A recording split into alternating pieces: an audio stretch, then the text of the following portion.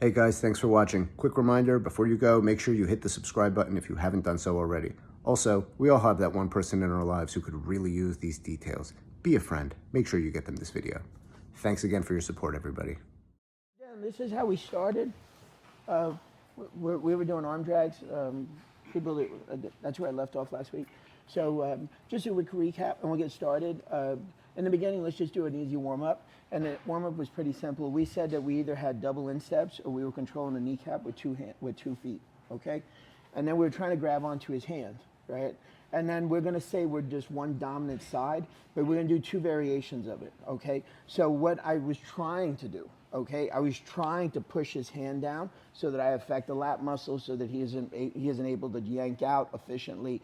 And then I was shooting this hand long through this pocket, right? And then when I was coming back, what I was trying to do is create this hook so that when I jam it back, I'm almost trying to elbow somebody behind me so there's some type of momentum and strength. So I'm not just grabbing at his elbow to grab it. In gi, it's different. In no gi, it's very different too. In gi, you can grab the fabric and pull it, but not with no gi.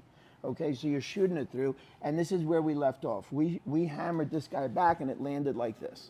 Okay, and then because he was so tight, I told you to get really tight to him so that he couldn't reset his head on a U set to this side. So he wants to reset his head here so that I can't come around that turn, okay? So I told you to come really tight, and you're latching onto his lat muscle, so you're really connected with him, and we were reversing him and dumping over and coming to his back. But we're gonna do 2 different variations of this. So on the first one for the warm-up, I grabbed onto the lat, I stayed super tight, and what I wanted to do was hunker him super tight to me and pull him on top of me for 2 reasons.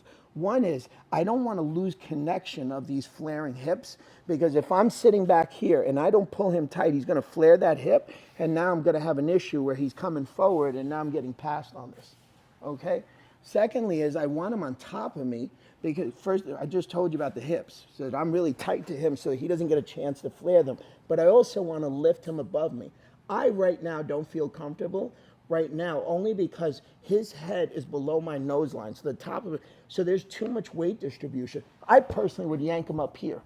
And now I would reverse him because he becomes super light, and then this is how we left off. I dropped the outside leg, I kept this leg high, and then I dropped him up and I came over the top, and then we spun to his back, okay?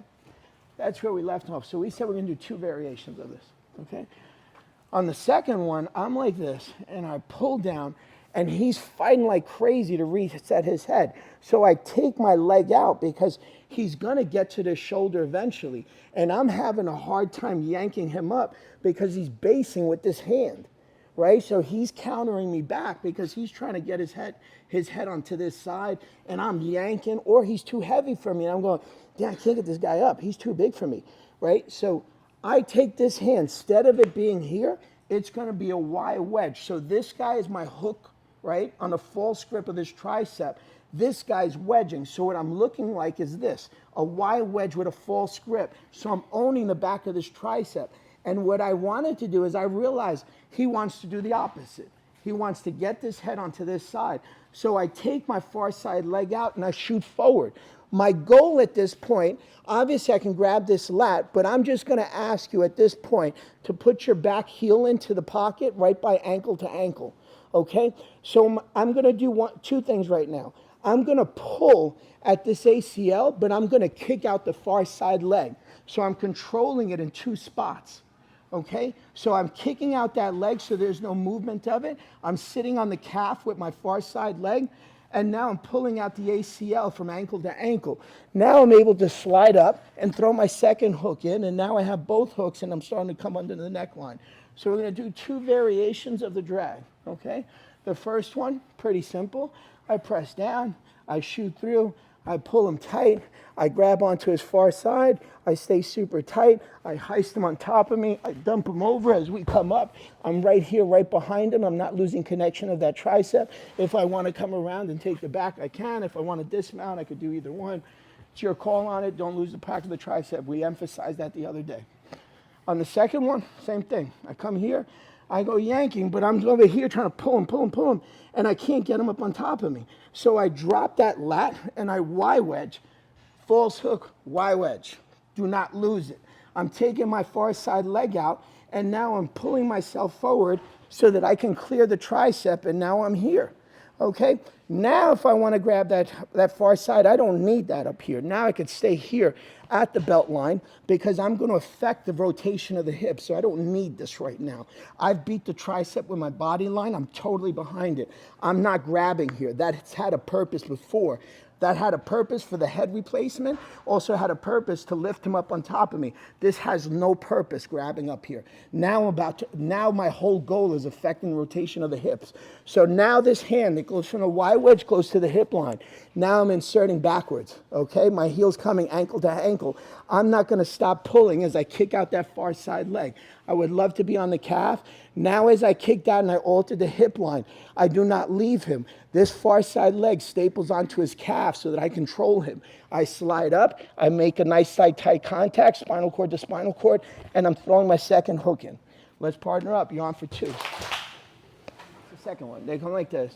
And then they're here like taking this leg out, or they're like coming forward, and now they're reaching over here, then taking this leg out. There's a rhyme and a reason how the pattern goes, because it has to be in a specific pattern.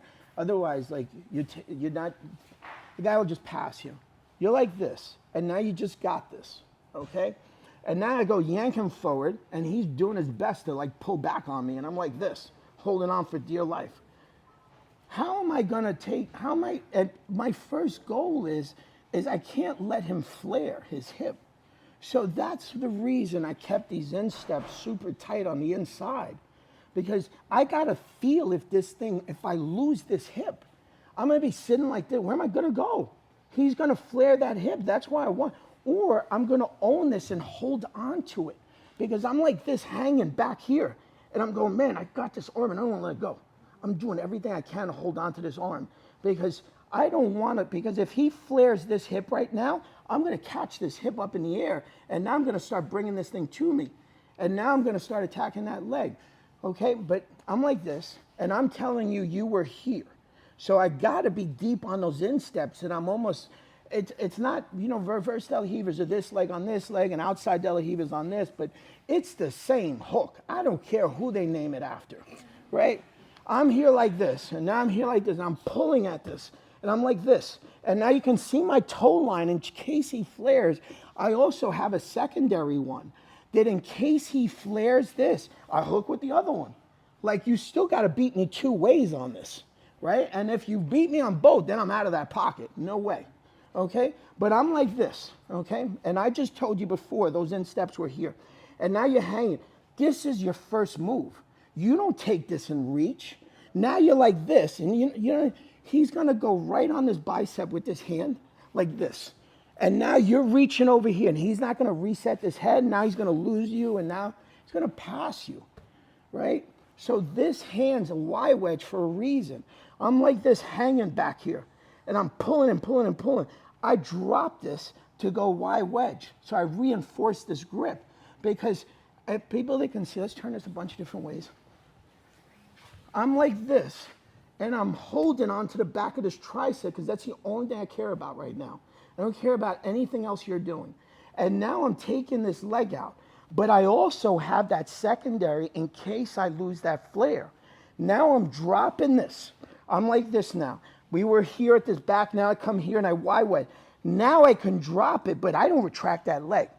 I leave that leg long because he's a safety in case he flares at this hip. So in case he flares at this, I got to catch that. Or if I lose it, that meant he went so far back that I got to go, I'm out, because I lost it. I lost my first safety. I lost my second safety. You better get the hell out of there. You shouldn't have been there at that point. You lost two different positions on it. So now you're on your third, and you think you're still going to hold this? Okay, now I'm like this, and I'm like this, and I went Y way. So now I drop, but I don't retract that leg. I'm taking this leg out because I want to plant this heel, and I want to use you as a tool, but I'm still watching that flare, right? So I'm like this, and now I'm driving forward. Something has to release this Y wedge grip. That's my body line, because now as I pull forward, I don't care if it's off your hamstring. I don't care if it's off of him. Either one. Now my body's behind that tricep. I still kept my false grip, what is it? My false grip. Okay, I still kept it. I went body line behind tricep. Now I drop and I connect. And now I'm here.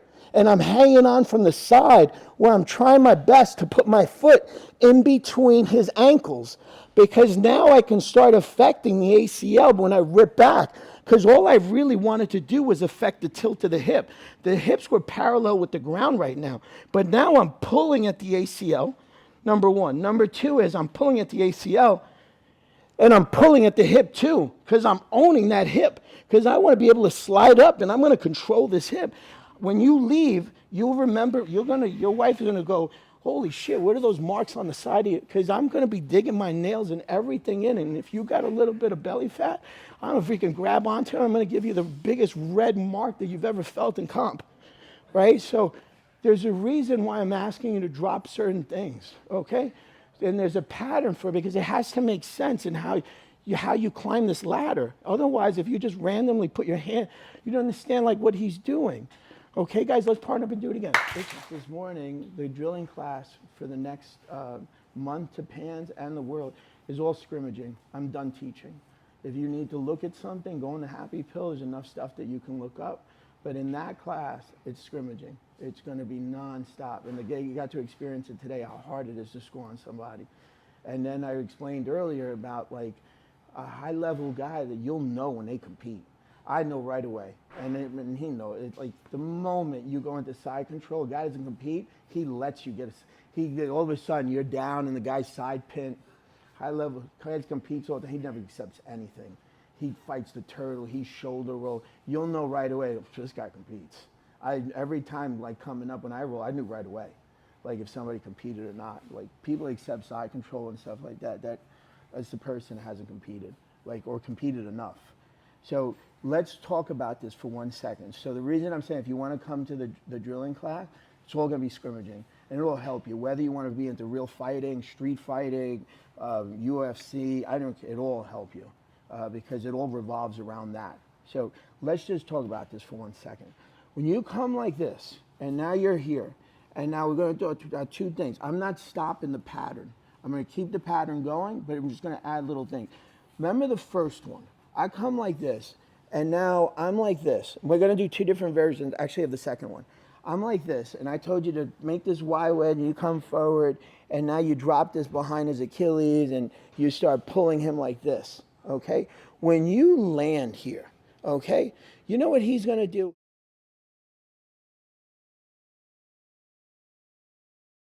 I'm here, he starts pulling my hips, and I'm going like this. So I'm being pulled, and so I start fighting to put my back to the mat because I want to start pushing him away, getting my legs in between us. Like, this is what I want to do. And now he's got to come up, and then this is how a lot of our rolls were today. He comes up, and I'm like, okay, I'm out. And now that's how those scrambles were today nonstop. So when you come, and this goes, and these would go for like really good players. There's a bunch of players. And I'm going to be nitpicking on this because you're a really good player, and that's the way you drill. Like you drill with like no proper sequence, no understanding of like how you got to retract the leg, what your bite is, where your wedge is. No, like literally just go through the motions, and that's how you peak out. Like there's a reason why somebody makes ADCC. There's a reason why all those young men because they had such a commitment to drilling with perfection and detail over and over and over. Okay, and now I'm going to go back to the move. I'm like this. I went back this. I went Y wedge. I come out, and now I'm like this. I'm hanging off the side of him, and I'm fighting to get up, either come up or put my leg in or knock his bottom half out. And I go pull him, and he breaks. Okay, I do not let go of this bottom glute. I just told you what he wanted to do. He wanted to fight to get his back to the mat. So I care about this bottom glute. So as I'm pulling at this, I'm biting on to this bottom glute and holding it. So this bottom leg is retracted as tight as possible. This thigh right now is sitting in the middle of the crack of his butt. So as he fights to rotate, he's got to turn this hip and bring it down. But I'm holding on to that hip. So right now, my bottom leg is retracted so tight, and my top leg is jamming in between the crack of his butt so that he can't get the rotation to go. And I'm holding on. And now, because I'm here, I'm starting to slide up. And now I'm behind this deltoid line. And now I'm holding on to this deltoid line because he wants to do what? Put his back to the mat. And I'm fighting like this, and I'm sliding up, and now I'm on the top of this. And now I can throw my hook in and start getting into these wedges up here. But if I start jumping, this is how the class was this morning, where I'm chasing men over and over and over, and no points, and no domination, no control of him. So make sure that when you do that move, you bite onto that glute and you have an understanding of what that man wants to do. And this is how I see it right now. I see it like this. I see a high-level guy going like this, pulling this guy down, and then just sliding up like this. You crazy? That guy would have jumped out on you in 2 seconds. You didn't bite onto this. This leg is wide open up here. Like, you had no control of this man. Like, and then you think you have success because you beat a guy that like literally has to run out. He's got 3 kids. He's got a job and like can't do it on your level. But then you had no control of him, right? So I'm going to ask you to do it again, right? Understand the things you have to stop turning. You got to stop his hip from turning. You got to stop his shoulders from coming to the mat. So have an understanding of it. Next, okay, you come like this, and you're here. Now you're coming around this turn. You're like this. And now I'm here, and I'm pulling him out. I'm going like this, and all of a sudden, as I break this hip, he's fighting like crazy to drop his back to the mat. And I'm going, damn, I'm going to lose this guy. And he's sliding out from me. I don't have to stay here. As he's sliding out, I slide out also. My hand was under here. So as eighth is sliding out, I'm retracting my bottom leg too. And I'm coming right back up. As I come up, I keep my wedge points. So if you lose him, dump him out. I don't want him, you saw it when I did it earlier, I distanced myself so that I could get these legs out. I'm going to dump him out at this point, but stay under this arm because I do want to own you in side control, or I do want to end up getting mounts in other positions on you, or take you back again from up here on this top quadrant, right? Come back up. So when you start turning, I'm going to ask the top line, the second one, let him escape, but learn how to dump him out. So I'm like this, I come like this, boom, Y wedge, out. I made this turn, I'm trying to break down the hip, and I realize eighth is starting to come out. Perfect. I dump out. I control this quadrant nonstop. Nonstop. You're not going to reface me. If you want to come back to turtle, go to turtle. Okay. Now I'm back again, following you again. But I'm not going to let you recover guard to me. You're not going to put your shins between the two of us. So when you dump him out, make sure that connection is correct. Again, I'll do it from different angles. I'm like this, I come around this turn, I'm pulling it out, and now Ethan's coming up. I take my center line out, my hip and kneecap stay together the whole time. That kneecap and hip stay together the whole time. I'm not going to give you the opportunity to reface me. If you want to turn away from me, no problem. I'll throw my hooks in the other way again. But I'm not going to let you reface me. So keep this connection in this barrier. There was no difference in this barrier. Remember when we did smash passing like this, and I go turn the top, and then I, that's the same barrier. That's the same barrier. It's just a different look. That's the same barrier. Same thing. Okay, it just looks at a different angle. Okay, so let's part of them and do it. Let's rock. Makes sense?